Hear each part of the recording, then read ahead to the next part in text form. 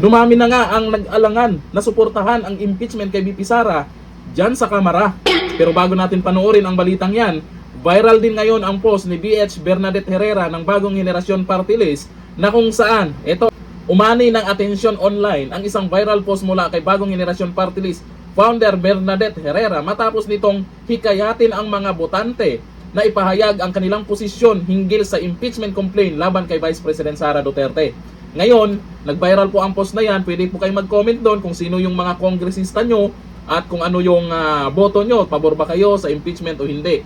Sa kanyang post, direkta niyang hinimok ang mga mamamayan na itag at kausapin ang kanilang mga kinatawan sa Kongreso, partikular sa isyong impeachment. Sa kanyang official Facebook, naging halimbawa sa panawagan si Herrera. Ito yung post po ni former Congresswoman Bernadette Herrera. Botante ako sa district ni Kong Arjo Atayde. Ako ay hindi pabor sa impeachment ni VP Sara. At sa mga nag-comment dyan sa post niya, marami ding nagsasabi, marami ding mga nagko-comment na ang sinasabi din ay hindi pabor. Kayo din po, kung hindi po kayo pabor, pwede nyo itag yung congressman nyo dyan sa lugar nyo, i-comment nyo doon, baka sakaling makarating sa kanila. Kasi bilang representative sa lugar nyo, dapat pakinggan kayo kung ano yung gusto nyo.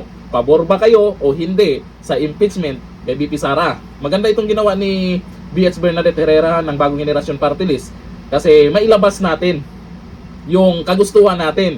Hindi yung mga congressman lang dyan ang basta-basta magdesisyon. Malay natin, yung iba nagdadalawang isip pa. Kasi bali-balita natin ngayon ay nag-aalangan na nga ang karamihan po dyan sa Kamara kung susuportahan nila. Kung marinig yung panawagan nyo, malamang hindi nila susuportahan itong impeachment VP Sara. Kalakip nito, nagbigay rin siya ng template para sa iba pang netizens na nais magpahayag ng kanilang saloobin. Ito po ang post ni BH Bernadette Herrera. I-post nyo po ang inyong panawagan sa inyong congressman. Hindi pabor o pabor sa impeachment VP Sara. Pakinggan nyo po sana kami kung ganun po. Maganda po ito. Kasi ngayon, may social media na po. At siguro makarating sa mga congressman nyo. Itag nyo po yung congressman nyo dyan. Kung sana makinig. Layunin umano ng panawagang ito na maiparating sa mga mambabatas ang tinig ng kanilang mga nasasakupan. Lalo na't inaasahang magiging mahalaga ang magiging desisyon ng bawat kongresista sakaling umabot sa plenaryo ang usapin ng impeachment. Dumating ang panawagan sa gitna ng patuloy na pag-usad ng impeachment proceedings laban kay Vice President Sara Duterte na kahit naka-session break ang Kamara ay patuloy pa rin dinidinig ng House Committee on Justice. Sa kabuuan, ipinapakita ng viral post na lumalakas na partisipasyon ng publiko sa usaping politikal. Ang dami na pong nag-comment dyan. Kung saan ang mga botante ay hindi na lamang tagamasid, kundi aktibong nais maiparating ang kanilang paninindigan sa kanilang mga inihalal na opisyal. Napakagandang ito. Napakagaling na naisip ito ni BH Bernadette Herrera.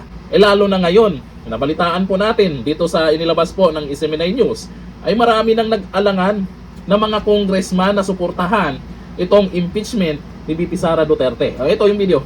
Isang incumbent member ng 20th Congress ang nakarinig na may mga malalaking political party at mga kongresista ang alanganing suportahan ang impeachment case laban kay Vice President Sara Duterte. Narito ang balita.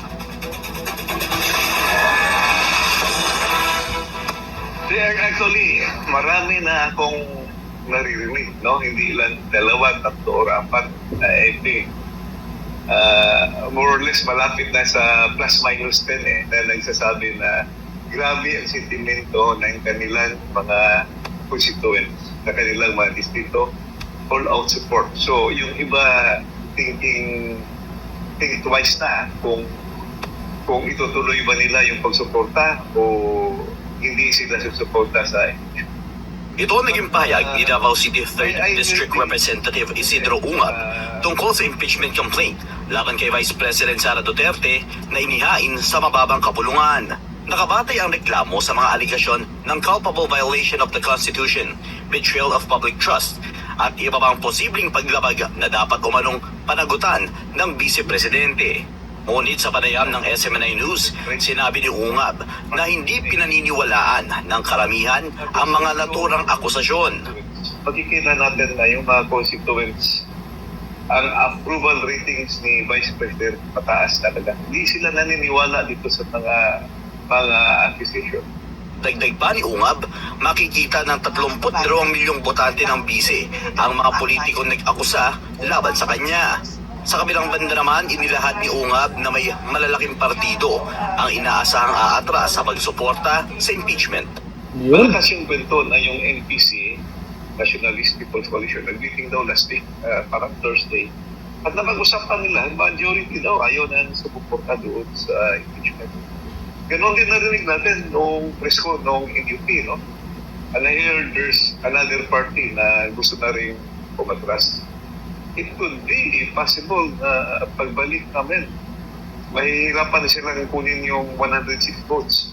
Let us say, kung i-pressure talaga ng admin, maglabas na naman sila ng incentives, maglabas sila ng benefits, kukumbinsin nila yung mga congressman na bumoto, lalo na yung may mga kaso.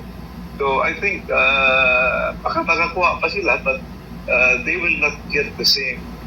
Sa huli, sinabi ni Ungab na karamihan sa kanyang mga kasamahan sa Kongreso ay nakukonsensya na umano laban sa ginagawa kay Vice President Sara. Ayun. Para sa Diyos at Pilipinas kumahal, Franco Baranda, Oy. News.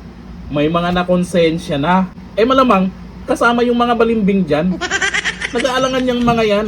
Iniisip din naman nila na malapit na ang eleksyon. At iniisip din naman nila kung papasa dyan sa Kamara. Bakit? Papasa din ba sa Senado yung impeachment kay BP Sara?